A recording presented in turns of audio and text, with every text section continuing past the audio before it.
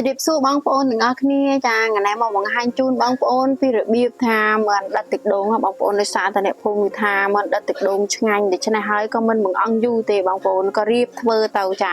ហើយសម្រាប់បន្លែអីបងប្អូនបើសម្រាប់ខ្ញុំដាក់ស្ពៃក្តោបហើយនឹងខ្នោអញ្ចឹងណាបងប្អូនខ្នោខ្ចីហើយបងប្អូនពេញចិត្តអីដាក់នឹងទៅហើយនេះមិនរបស់ខ្ញុំគឺថាឆ្អិនហើយបងប្អូននិយាយពីថា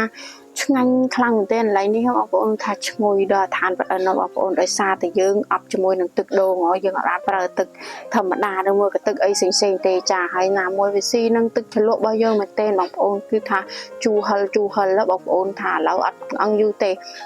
ឡូវគឺថាបេះមឿនមកផ្លូវមែនបេះមឿនទេកាច់ផ្លូវមួយបងប្អូនកាច់ផ្លូវមួយជាងមកដាក់សាកមើលណាបងប្អូនមិនបងថាអត់ចង់ជឿទេថាមិនអត់ទឹកដូងឆ្ងាញ់ដល់ពេលថាបងប្អូននៅឆ្ងាញ់ខ្លាំងបោះចាស់មែនទេចាស់គាត់ថាអញ្ចឹងគឺថាឆ្ងាញ់មកគាត់មែនបងប្អូនវាថាត្រូវជឿចាស់បងប្អូនចាហ្នឹងហើយបងប្អូនសម្រាប់គ្រឿងផ្សំរបស់យើងមានដូចជាសាឡាតណាគ្រឿងសាឡាតហើយខ្នុរខ្ចីហើយស្ពៃក្តោបសក់ហើយចង់ភ្លេចបងប្អូនម្ទេសហើយកុលក្រៃម្ដេចស្លឹកក្រូចអីចឹងមកណាបងប្អូនហើយនឹងមាន់ស្រែមួយក្បាលចាខ្ញុំមានមាន់ស្រែមួយក្បាលហើយនឹងដូងខ្ចីមួយផ្លែណាបងប្អូនចាហើយបន្ទាប់មកឥឡូវថាដល់វគ្គយើងធ្វើបដៅណាបងប្អូនឥឡូវគឺថាយើងចាក់ខ្លាញ់ដាក់ក្នុងខ្ទះឲ្យវាក្តៅសិនបងប្អូនចាខ្ញុំចាក់ខ្លាញ់នៅខ្ទះឲ្យក្តៅសិនណាចាហើយបន្ទាប់មកទៀតបងប្អូនខ្ញុំក៏បានយកមាន់ស្រែរបស់ខ្ញុំមកក្បាលនេះខ្ញុំយកមកបំពងសិនដើម្បីថាខ្ញុំចង់បានស្បែកបើវាពណ៌រាងក្រហមមើលបើយើងរាងក្រហមមើលទៅគឺឲ្យវាថាវាអេមបងប្អូនចាហើយបន្ទាប់មកយើងត្រឡប់មកបងប្អូនសម្រាប់មើលនេះបងប្អូនយើងថាយើងមិនបាច់ថាយកឆ្អិន 100% ទេយើងយកតែ 40% បានហើយបងប្អូនដោយសារតែយើងត្រូវយកទៅអប់ជាមួយនឹងទឹកដូងអញ្ចឹងណាបងប្អូនចានេះកន្លែងនេះខ្ញុំត្រឡប់មកអញ្ចឹងណាបងប្អូនចាហើយបន្ទាប់ពីថាយើងត្រឡប់មកមិនបើយើងបានឆ្អិនរួចរាល់ហើយបងប្អូនហើយឥឡូវយើងរៀបគ្រឿងរបស់យើងដែលត្រូវអប់បងប្អូនចាមានស្លឹកគ្រៃដេងស្លឹកក្រូចខ្ទឹមអីណាបងប្អូនយកមករៀបបែបនេះមកចាហើយយើងរៀបមកដើម្បីថាវាមើលទៅយើងថាដាក់ល្មមមិនចឹងណាបងប្អូនចាឥឡូវយើងលាបបន្លែរបស់ខ្ញុំយកស្ពៃក្តោបហើយនឹងខ្នុរខ្ចីបងប្អូនពេញចិត្តបន្លែផ្សេងបងប្អូនដាក់ទៅចាឲ្យតែថាបងប្អូនចូលចិត្តអីបងប្អូនដាក់នឹងទៅចាហើយអ្នកខ្ញុំយកបន្លែរបស់ខ្ញុំយកមករៀបចឹងមកបងប្អូនចាខ្ញុំធ្វើអត់ច្រើនទេបងប្អូនតើមាន់មួយយើងដាក់បន្លែតែប៉ុណ្្នឹងល្មមមកចាហើយនេះមាន់របស់យើងគឺថាក្រហមបែបនេះបងប្អូនចាអានេះវាឆ្អិនប្រហែលជា 40-50% នឹងឯងបងប្អូនព្រោះយើងអាចបានយកឆ្អិនទាំងអស់ចាហើយបន្ទាប់មកយើងរៀបបានស្អាតហើយយើងចាក់ទឹកដូងមួយផ្លែរបស់យើងចូលបងប្អូននេះកន្លែងនេះណាចាហើយកន្លែងនេះបញ្ជាក់បងប្អូនមិនបាច់ប្រើទឹកឬក៏ប្រើខ្លាញ់អីទេបងប្អូនយើងអប់វាជាមួយនឹងបន្លែអប់វាអីចឹងមកបងប្អូនហើយកន្លែងនេះយើងប្រើភ្លើង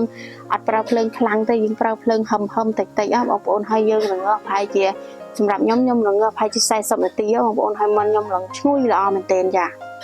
ហើយឆ្អិនល្អខ្លាំងណាបងប្អូនហើយបន្ទាប់មកឥឡូវគឺថាយើងបុកទឹកជ្រលក់យើងដាក់ខ្ទឹមហើយនឹងម្ទេសហើយឥឡូវថាយើងបុកម៉ត់ហើយបងប្អូនដួសវាទុកមកកដុបចឹងមកចា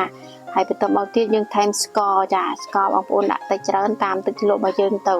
ហើយប៊ីចេងតិចមកណាបងប្អូនចាហើយមួយទៀតកុំភ្លេចបងប្អូនទឹកត្រី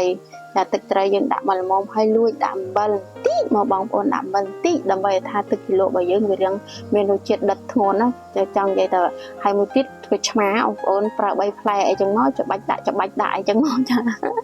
ហើយបងប្អូនចានិយាយថាគួយឆ្មាបងប្អូនបានគួយឆ្មាស្រែបើទៀតឬតែមានទឹកច្រើនណាច្រោកចឹងណាបងប្អូនហើយបន្ទាប់មកយើងកូរវាចឹងមកបងប្អូនទឹកជ្រលក់បងប្អូនសំខាន់មែនទែនសម្រាប់យើងធ្វើការដិតមាន់ដិតអីបើថាបើទឹកជ្រលក់យើងអត់ឆ្ងាញ់គឺមាន់យើងក៏វាមិនឆ្ងាញ់ដែរបងប្អូនហើយឥឡូវគឺថាខ្ញុំបើកមើលកន្លែងនេះបងប្អូនចាហើយបន្ទាប់មកទៀតវាមិនសូវជាទន់ឆ្អិនល្អទេបន្លែដូច្នេះហើយយើងរងាស់វាទុកទៀតសិនទៅហើយបន្ទាប់មកទៀតខ្ញុំប្រាប់បងប្អូនបញ្ជាក់កន្លែងនេះខ្ញុំរងាស់40នាទីបងប្អូនហើយបន្ទាប់ពី40នាទីមុនបើខ្ញុំឆ្អិនខ្ញុំក៏ដួសដាក់ចានដាក់ថាសអីចឹងមកបងប្អូនហើយនេះបន្លែចាបន្លែក៏វាឆ្អិនហើយ